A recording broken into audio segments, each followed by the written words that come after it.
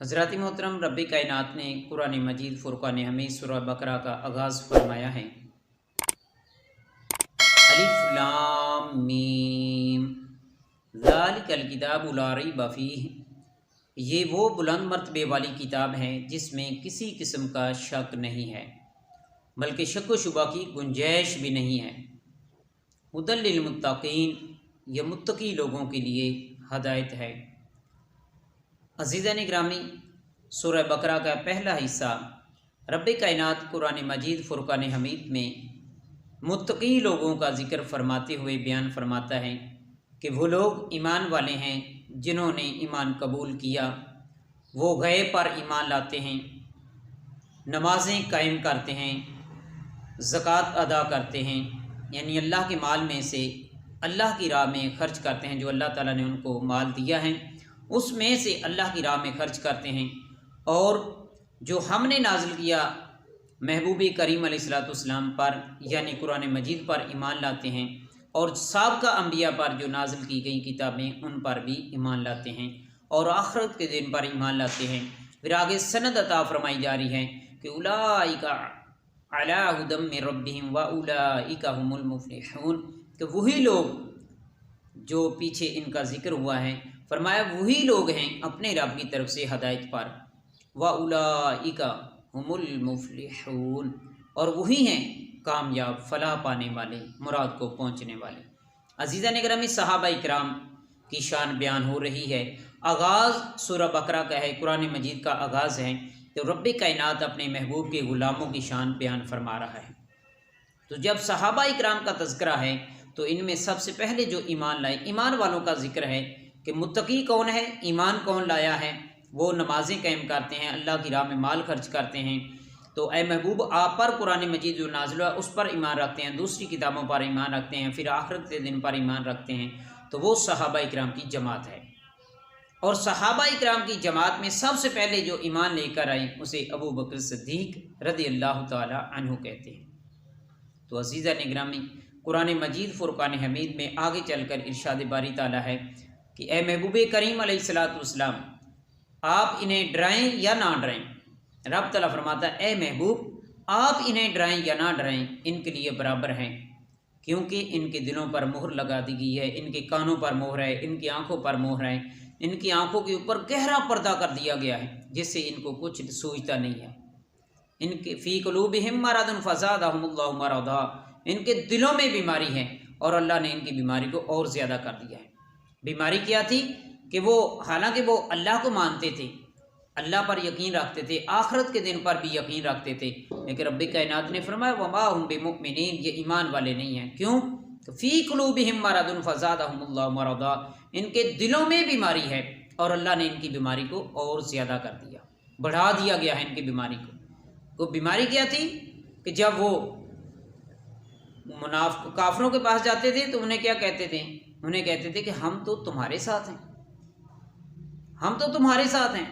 جب وہ ایمان والوں کے پاس جاتے تھے تو پھر انہیں کیا کہتے تھے؟ ہم تو تمہارے ساتھ ہیں، ہم تو ایمان والے ہیں۔ وہ کیا کرتے تھے کہ وَإِذَا لَقُوا الَّذِينَ آمَنُوا قَالُوا آمَنَّا، جب وہ ایمان والوں سے ملتے ہیں، ان کے پاس جاتے ہیں تو کہتے ہیں کہ ہم تو ایمان والے ہیں، ایمان لائے ہیں۔ وَإِذَا خَلَوْا إِلَىٰ شَيَاطِينِهِمْ، اور جب وہ تنہائی میں اپنے شیطانوں کے پاس جاتے ہیں تو پھر کیا کہتے تھے؟ انہیں کہتے ہیں ہم تو تمہارے ساتھ ہیں۔ وہ آگے سے وہ کہتے تھے کہ تم نے تو کلمہ پڑھ لیا، ان کے ساتھ بیٹھے تھے۔ وہ کہہ رہے تھے، آگے سے جواب کیا دیتے؟ انما نحن مستہزئون، وہ کہتے تھے کہ بے شک ہم نے کلمہ نہیں پڑھا، ہم تو ان کے ساتھ ہنسی مذاق کر رہے تھے۔ عزیزان گرامی، پھر رب کائنات نے ان کے گلے میں طوق ڈال دیا، فی طغیانہم یعمہون، وہ اپنی سرکشی میں گھومتے رہتے ہیں۔ پھر اللہ تعالیٰ فرماتا ہے کہ ان کی تجارت انہیں کوئی فائدہ نہ دے گی۔ کیوں؟ انہوں نے کیا کیا؟ تجارت کیا کی تھی؟ انہوں نے یہ تجارت کی تھی کہ انہوں نے ہدایت کے بدلے گمراہی کو خرید لیا تھا۔ ہدایت کے راستے کو چھوڑ کر، حق کے راستے کو چھوڑ کر انہوں نے گمراہی کو خرید لیا تھا۔ تو آگے رب تعالیٰ ارشاد فرماتا ہے یا ایھا الناس اعبدوا ربکم الذی خلقکم والذین من قبلکم لعلکم تتقون،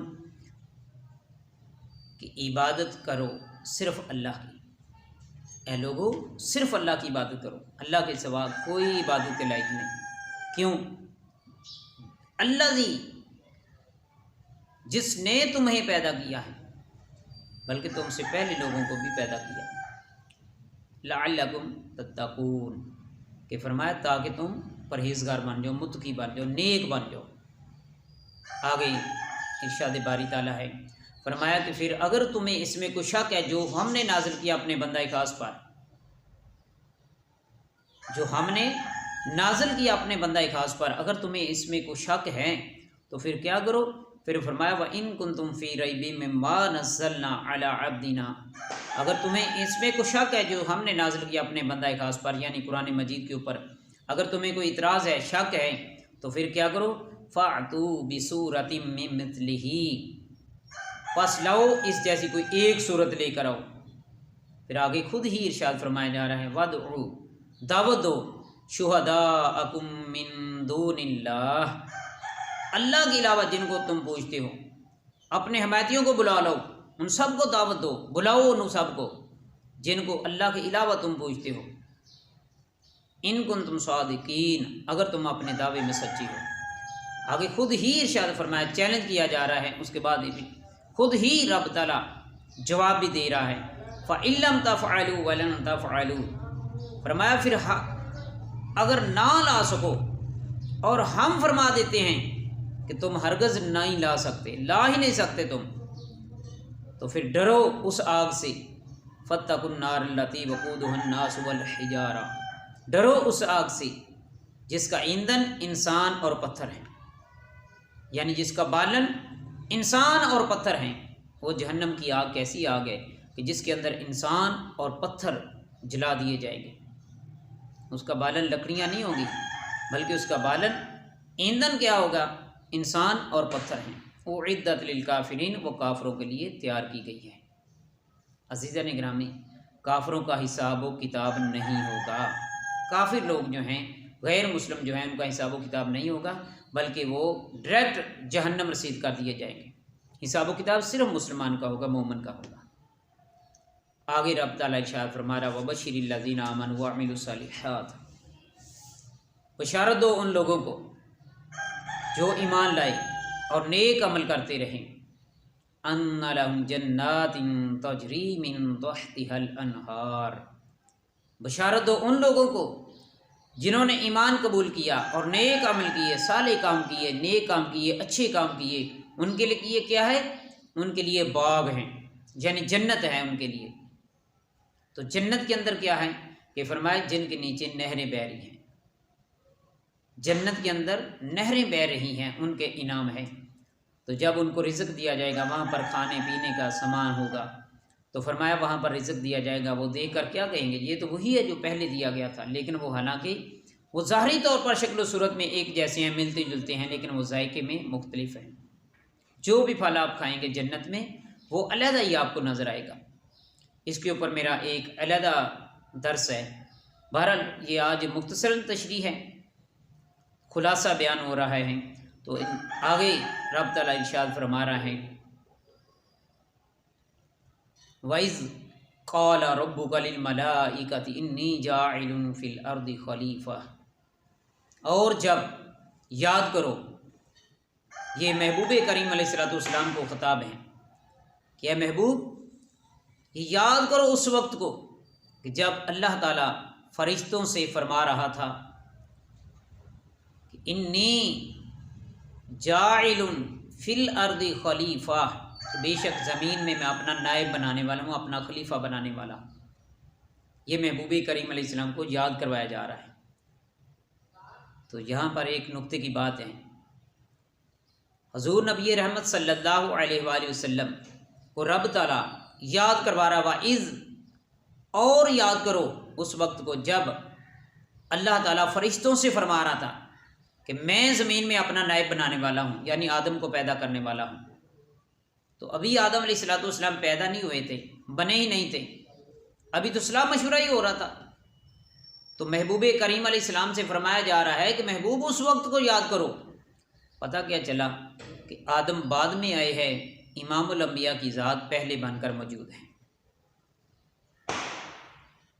یہی وجہ ہے کہ سرکار دو عالم صلی اللہ علیہ وآلہ وسلم ارشاد فرماتے ہیں کہ رب تعالیٰ نے ارشاد فرمایا، اے محبوب، اگر میں نے آپ کو پیدا نہ کرنا ہوتا تو میں نہ زمین پیدا کرتا، نہ آسمان پیدا کرتا، نہ سورج، نہ چاند، نہ ستارے، نہ جنت، نہ دوزخ، کوئی چیز بھی پیدا نہ کرتا، بلکہ اپنی ربوبیت بھی ظاہر نہ کرتا اگر میں تجھے پیدا نہ کرتا۔ تو پتہ کیا چلا کہ محبوب کریم علیہ الصلوۃ والسلام کی ذات والا صفات ہے کہ جو پوری کائنات کا مرکز و محور ہے، جانے کائنات ہیں بلکہ جانے جہانے کائنات ہیں۔ تو عزیزہ نگرامی، فرشتوں سے فرمایا جا رہا ہے، تو آگے سے فرشتوں نے کیا کہا؟ چاہیے تو یہ تھا نا کہ فرشتے کہتے ٹھیک ہے مالک المولا، جو جیسے تیری مرضی، جیسے تیری رضا، لیکن فرشتوں نے کیا کہا؟ فرشتے آگے سے عرض کرنے لگے، قالو، انہوں نے کہا، اتجعل فیہا من یفسد فیہا ویسفک الدماء، یا اللہ تو ایسے کو اپنا نائب بنائے گا، خلیفہ بنائے گا کہ جو فساد پھیلائے گا اور قتل و غارت کرے گا، یعنی خون ریزیاں کرے گا۔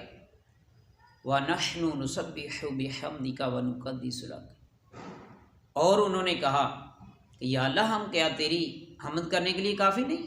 ہم تیری حمد کرتے ہیں، تیری تسبیح و تحلیل بیان کرتے ہیں، یا اللہ تجھے پاکی ہے، ہم تیری عبادت کرتے ہیں۔ قال انی اعلم ما لا تعلمون، آگے سے رب تعالیٰ نے کیا جواب ارشاد فرمایا؟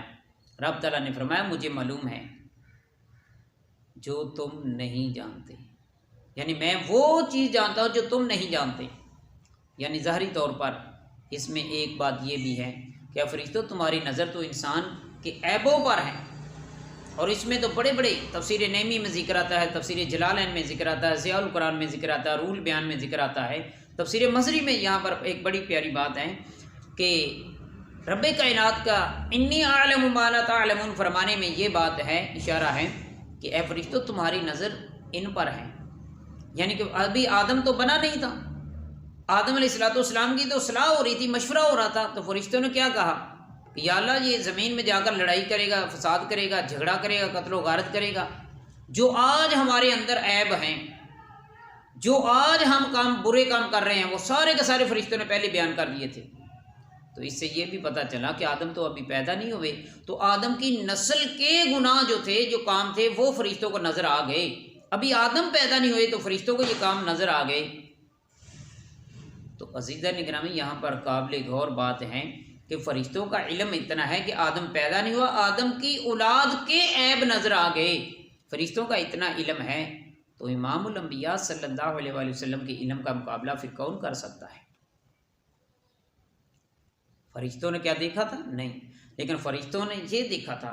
تو رب تعالیٰ کا انی اعلم ما لا تعلمون فرمانے میں یہ راز ہے، یہ حکمت ہے، یہ جواب ہے کہ فرشتوں تمہاری نظر تو انسانیت پر ہے، جو گناہ گار انسان ہیں ان پر ہیں، لیکن میری نظر کیا ہے کہ میں ان انسانوں میں انسان کی بستی بناؤں گا، ان انسانوں میں انبیاء اکرام علیہ السلام کو پیدا فرماؤں گا، پھر ان میں نبی اور رسول پیغمبر پیدا فرماؤں گا، پھر ان میں اولو العزم پیدا فرماؤں گا، پھر ان میں سردار افضل الاعلیٰ